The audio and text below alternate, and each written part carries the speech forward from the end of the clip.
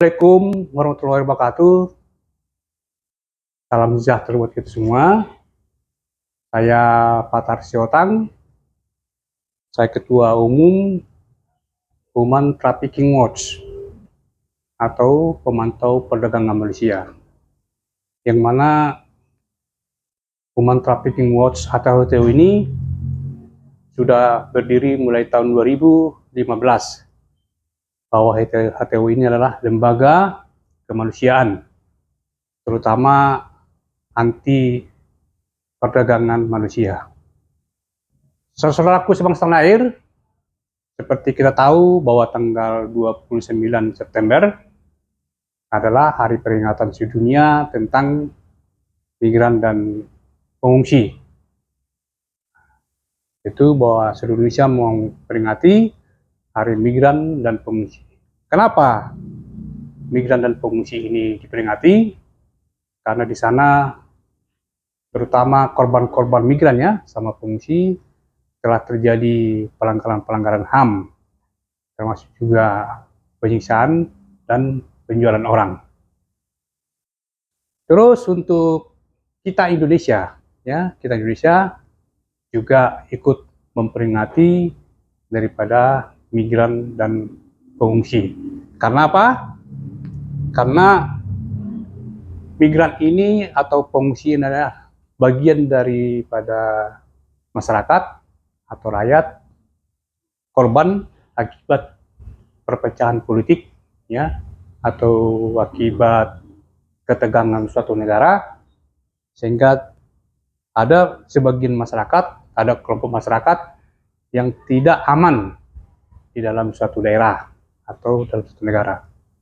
Atau ada juga migran ini menjadi korban ya, korban perdagangan manusia. Itulah yang yang menjadi tugas pokok daripada Human Trafficking Watch ini kan. Karena kita tahu bahwa saat ini ya migran Indonesia ini ya kan, terutama PMI ya. PMI itu namanya Pekerja Migran Indonesia. Saat ini menurut data Bank Dunia hampir 9 juta masyarakat putra-putri Indonesia ini menjadi PMI atau pekerja migran Indonesia, tentunya di luar negeri, terutama di negara tetangga yaitu Malaysia.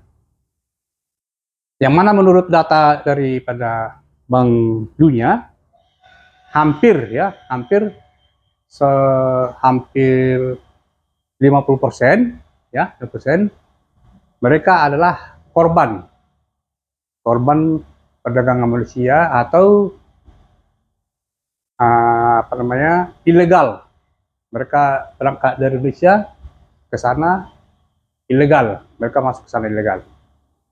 Dan itulah yang menjadi tugas daripada Human Trafficking Watch ini, yaitu ikut serta ya membantu para korban ini agar bisa mereka terlepas jeratan daripada mafia perdagangan manusia. Tentunya itu kita sudah diatur oleh Undang-Undang 21 tahun 2007 ya, yaitu tentang pemberantasan perdagangan orang, terutama di pasal 60 kalau saya, tentang peran serta masyarakat dalam melaksanakan pencegahan perdagangan orang.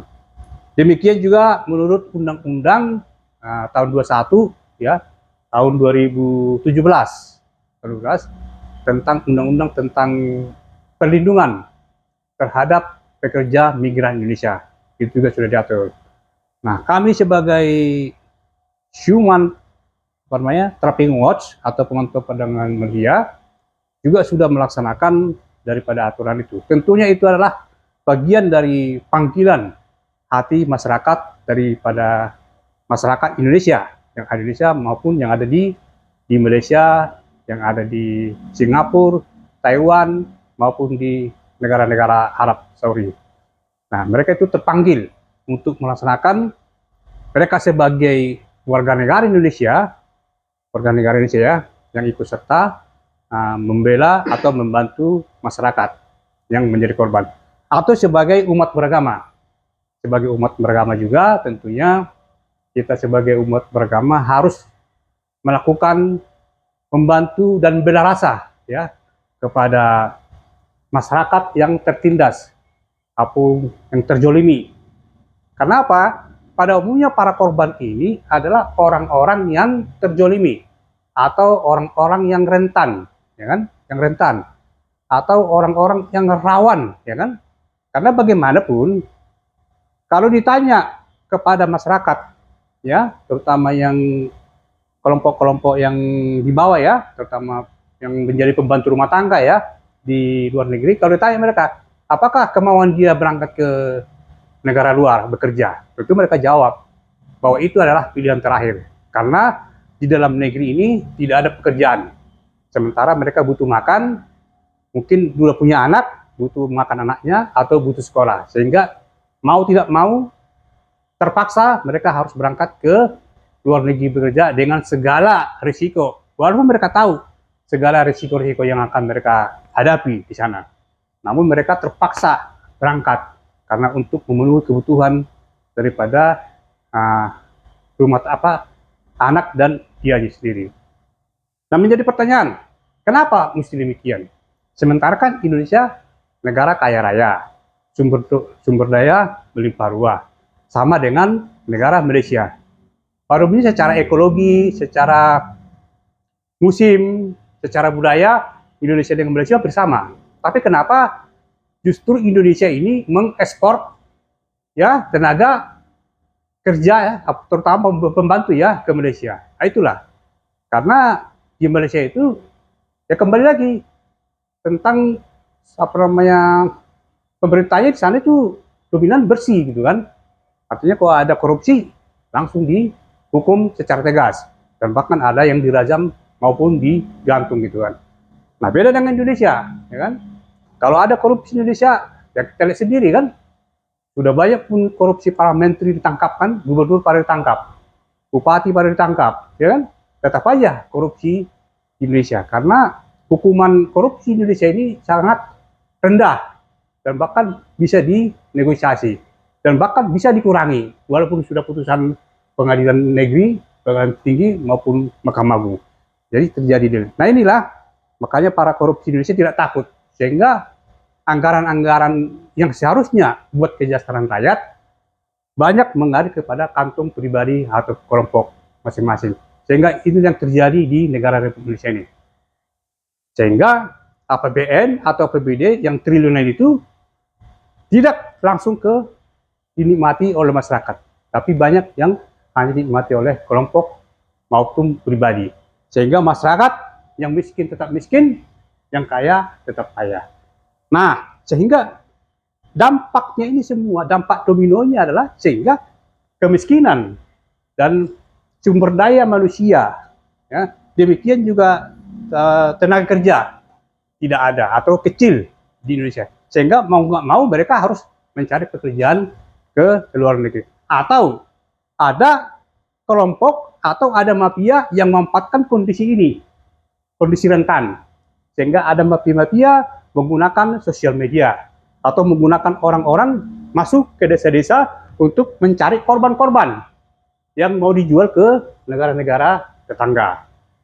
Nah, itulah terjadi di Indonesia ini, ya kan? Jadi memang kalau dicari akar permasalahannya sudah berbaliut.